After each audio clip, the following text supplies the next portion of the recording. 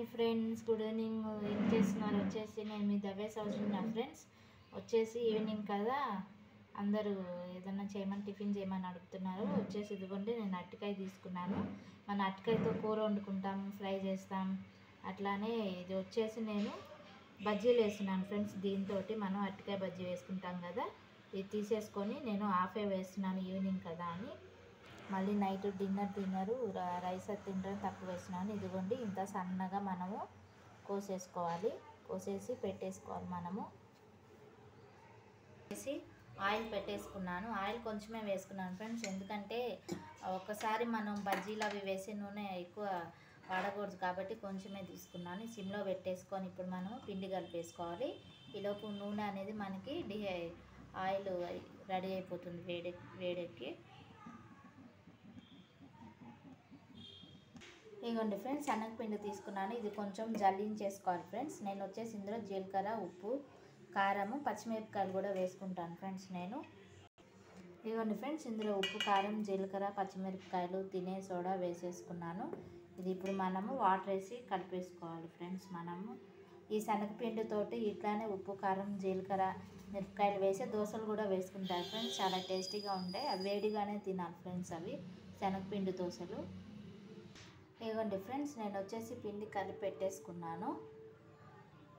మన oil heat ఎక్కగానే ఇది తీసేసుకొని ఇవన్నీ ఇందులో వేసేసుకోవాలి ఫ్రెండ్స్. ఈలోపు అరటికాయలన్నీ సన్నగా తరుక్కోవాలి. పొట్లకాయ బజ్జీ, మిరపకాయ బజ్జీలు, అది చాలా రకాల వంకాయ బజ్జీలు కూడా వేస్తారు ఫ్రెండ్స్. అవి వంకాయలు మనం సన్నగా తరిగి ఇందులో వేసేసుకోవాలి.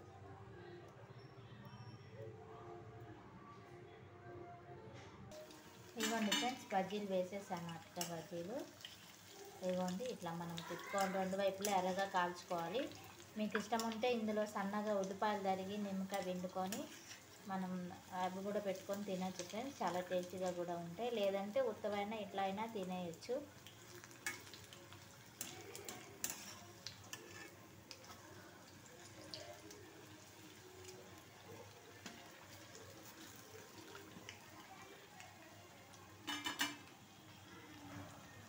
ఇదిగోండి ఫ్రెండ్స్, ఈ వేడి ఎమ్మి టేస్టీ అరటికాయ బజ్జీ తీసేసాను. ఇప్పుడు వచ్చేసి ఇంకొక వాయి కూడా వేసేసుకుంటున్నాను ఫ్రెండ్స్. ఇదిగోండి, పిండి తీసుకోవాలి.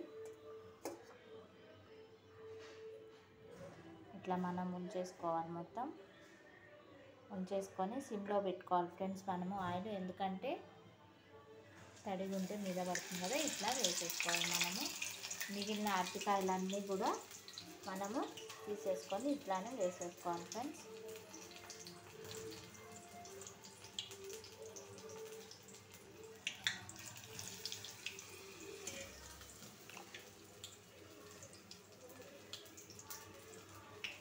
యమ్మీ టేస్ట్ అరటికాయ బజ్జీ రెడీ అయిపోయింది. వీడియో కనుక నచ్చితే లైక్ చేయండి, షేర్ చేయండి, సబ్స్క్రైబ్ చేసుకోండి. మీరు కూడా అరటికాయ బజ్జీ ప్రిపేర్ చేసుకొని కామెంట్ సెక్షన్లో కామెంట్ చేయండి ఫ్రెండ్స్. ఓకేనా? Bye friends.